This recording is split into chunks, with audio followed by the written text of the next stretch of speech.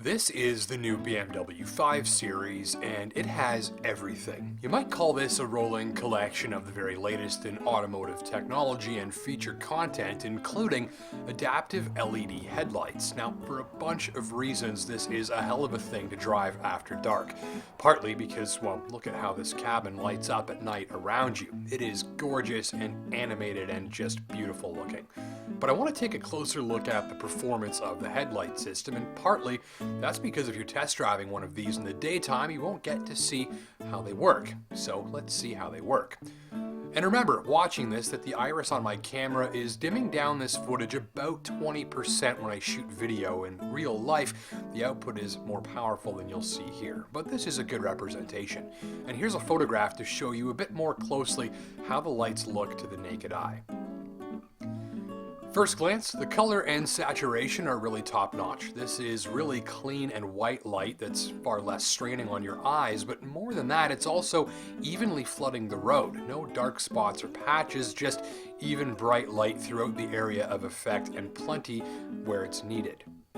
The beam cutoff is present but soft. I usually like it to be a bit sharper than this, which reduces eye fatigue by limiting more dim light sort of finding its way away from the main area of illumination, but I'd say the color and saturation more than compensate here. There's really good peripheral illumination into the roadside, which helps enhance safety if maybe some sort of creature is hanging out near the road, but when you engage the high beams, you actually lose some of that close-range peripheral lighting as the illumination sort of all shifts farther ahead, and that's a bit of a drawback. High beams have great engagement of reflective signs far up the road, as you can see here. I'll switch from low to high beams a few times so you can compare.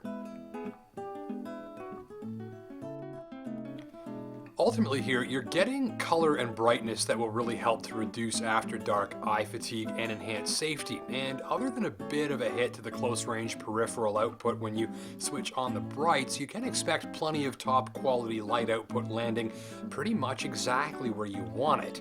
One final note here, this is pretty much on par with any of the best big dollar headlight systems I've used this year, including in the Volvo S90 and the new Cadillac CT6. But I'm realizing that the gap between a top lighting system in a pricey car and a cheaper car is closing. I'll leave you with this thought.